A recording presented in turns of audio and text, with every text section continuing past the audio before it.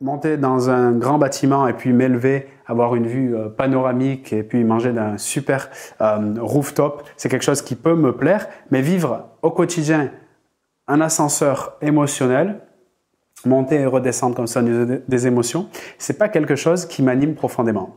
Alors salut à toi, alors je m'amuse un peu, mais il y a un sujet profond derrière tout ça, c'est que je reçois des questions à ce sujet, c'est Vincent, mais comment gérer un ascenseur émotionnel? Ce matin, voilà, j'étais en joie, je m'amusais, je rigolais avec des amis, etc.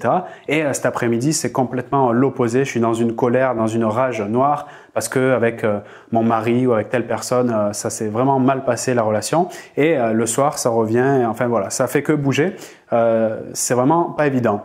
Effectivement, c'est pas évident, d'autant plus que ce type de réaction émotionnelle un peu changeante qui fluctue au quotidien, ça entraîne une grande difficulté pour le système immunitaire à être préparé, justement à être solide, à se défendre par rapport aux agressions qui peuvent arriver de l'extérieur, comme les virus, etc.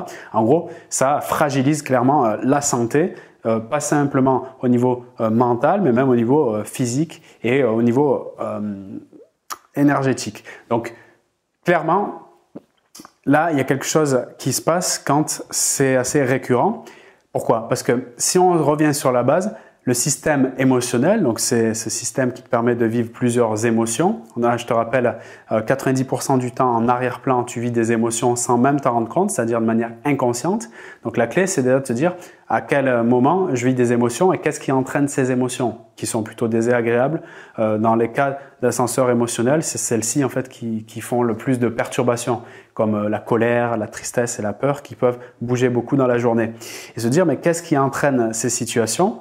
Et alors oui, on est obligé d'aller dans l'analyse en fait, d'aller reculer, d'être dans l'arrière-boutique en fait du ressenti, tu sais, comme si tu te dissociais de la scène et tu te regardais toi vivre ces émotions comme ça, comme si tu étais une caméra de surveillance ici, et donc en mode analyse, dire mais attends, qu'est-ce qui a déclenché cette peur, qu'est-ce qui a déclenché cette colère, qu'est-ce qui a déclenché soudainement cette joie? Et à partir de là, quand tu as les déclencheurs qui sont ici, ce que tu peux faire, c'est comprendre en fait le message émotionnel, parce que telle situation entraînera telle réaction. Ça veut dire que si je reçois de la colère dans une situation, ça veut dire que mes règles du jeu sont bafouées, sont déprogrammées, sont mises à mal. Et là, justement, comme tu as identifié la situation avec précision, tu vas pouvoir te dire, OK, donc là, il y a une règle du jeu, il y a une valeur, quelque chose de fondamental chez moi qui est mise à mal, mais qu'est-ce que c'est ce truc-là? Et après, comment je peux l'alimenter? C'est à ce moment-là où, en fait, la fluctuation émotionnelle, tu vois, elle revient comme la mer Méditerranée, la plupart du temps en tout cas,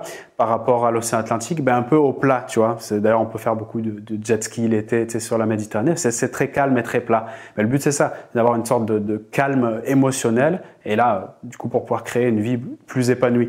Et comment faire? Ben, comme je t'ai dit, tu vas voir dans les situations qu'est-ce qui bloque, et la colère indique qu'il y a une règle de jeu qui est mise à mal. En d'autres termes, qu'il y a un besoin qui n'est pas alimenté. Et la clé, c'est ça. C'est pour limiter cet ascenseur émotionnel que ça bouge trop, c'est de revenir à ses besoins. Parce que s'il y a tout ce mouvement, en fait, qui est non maîtrisé, c'est la preuve que les besoins sont mis à mal. C'est la preuve que les besoins ne sont pas satisfaits pleinement.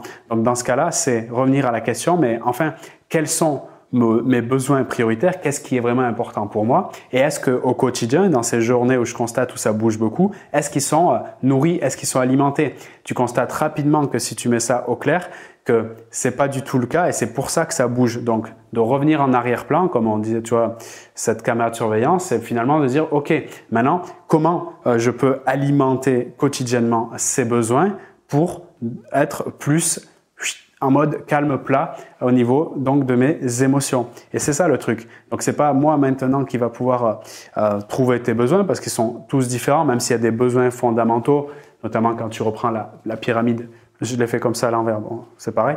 La pyramide de Maslow, toi, tu as des besoins fondamentaux. Maintenant, tu as des besoins qui sont aussi individuels, propres à chacun. Quand je dis besoins, ça peut être des règles personnelles, tu vois, donc des valeurs aussi. Donc, très important d'avoir la clarification là-dessus pour pouvoir alimenter ces besoins. La plupart du temps, je l'ai vécu. Moi, je me rappelle quand j'étais au lycée, j'avais beaucoup d'ascenseurs émotionnels parce que j'étais pas du tout au clair sur ce qui était important pour moi, mes besoins, et je m'oubliais en fait pour faire plaisir aux autres, pour intégrer des groupes, etc. J'étais prêt à tout en fait pour pour plaire quelque part. Alors oui, j'ai appris beaucoup de méthodes, ça c'est sûr, pour y parvenir.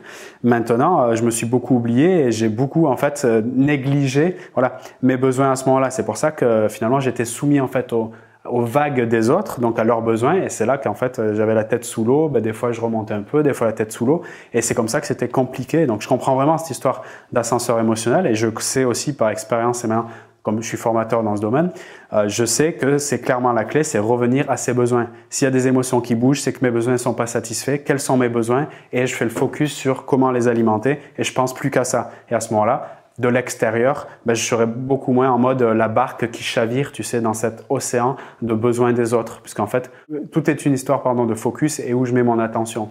Donc, si je mets mon attention sur le besoin des autres, c'est sympa parce qu'on va pouvoir aider, partager. Mais si c'est 100% sur le besoin des autres, même de manière inconsciente, sans me rendre compte, 100% sur le besoin des autres, je vais avoir des grandes difficultés émotionnel et du coup relationnel, parce que si je suis pas au clair émotionnellement parlant, à l'extérieur, au niveau de la gestion de mes relations, ça va partir aussi de tous les côtés. Et c'est pour ça que je parle beaucoup d'intelligence émotionnelle, c'est de revenir à soi, d'être au clair avec ce qui se passe en moi pour pouvoir après l'exprimer avec bienveillance, assertivité à l'extérieur. Donc c'est vraiment la clé, le retour à soi et à ses besoins.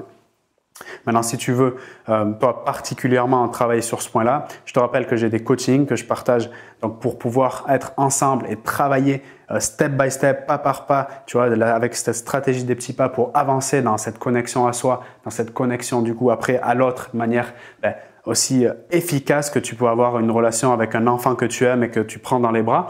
C'est le but du jeu en fait. Et voilà, si ça t'intéresse, tu as la description, là tu as le lien pour y participer.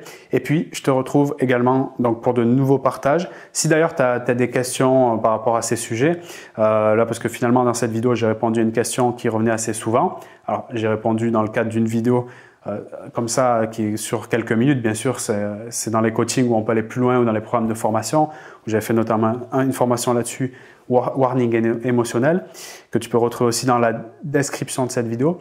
Maintenant, toutes les questions sont les bienvenues parce que c'est comme ça aussi qu'on peut chacun finalement apprendre à mieux se connaître et aussi développer notre intelligence émotionnelle et relationnelle. Sens-toi bien sûr libre de les partager dans la zone commentaire là, sous la vidéo. Alors ce que je te demande, c'est de le faire avec